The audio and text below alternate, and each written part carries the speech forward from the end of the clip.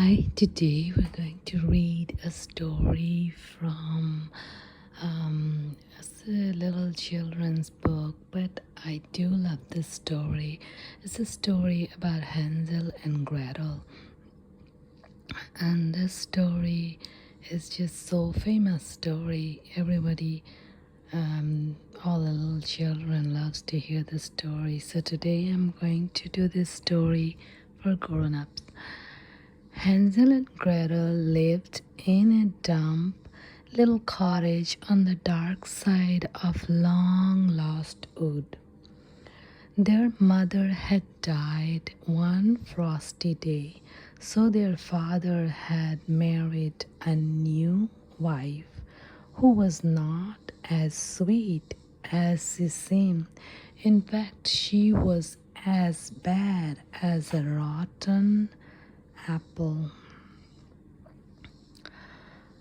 "Your children eat too much," she grumbled one day to her husband as Hansel and Gretel shared a single slice of stale bread. "You must lose them in the woods and let the wild creatures eat them."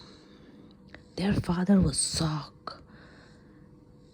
"If I do that, the wolves will eat them," he protested.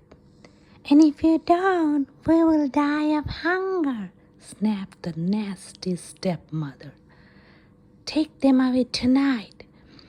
As soon as the first star shone, the children's father led them along tangled pathway to a crooked tree.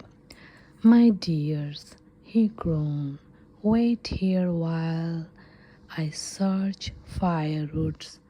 Then away he stumped, back to his damp little cottage and his cruel wife. Quite soon, wolves began to howl, and the children shivered. "We have walked too far," sighed Gretel. "Our father is lost, and we are." "Cheer up, little sister," said Hansel with a smile. "I heard our stepmother's horrid plan, so I have marked every twist of the path with pure white pebble, and there in the starlight, Gretel, I saw a line of shining stones." The children followed the white trail, and by sunrise they were safely home. But their stepmother's smile was as cold as winter rain.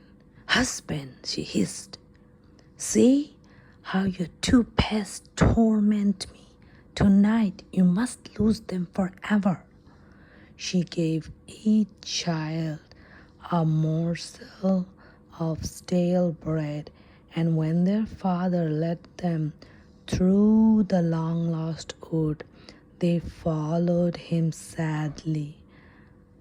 After many miles, he mopped his eyes and said, "Wait here, my dears, while I search for ripe blackberries." They knew he would never come back, but when the wolves howled, Hansel smiled and said, "Cheer up, little sister. This time I have scattered a trail of small white breadcrumbs." At last, there was no trail to be seen.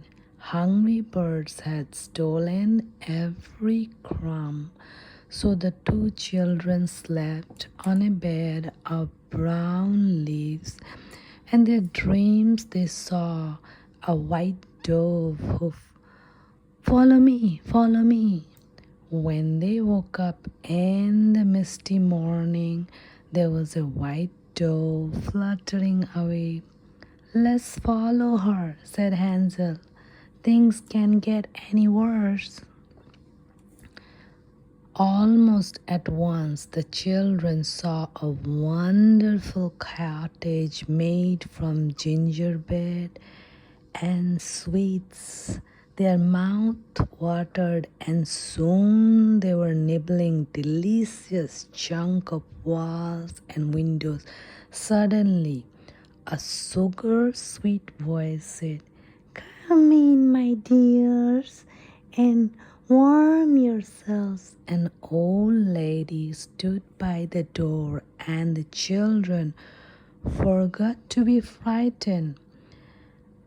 In this, skipped and bang went the door. They were trapped inside a witch's house. Now her voice became as hard as a seaside rock. "Got you!" she crackled, locking Hansel inside an iron cage. "Boy, you'll grow plump and juicy. Girl, you'll be my slave."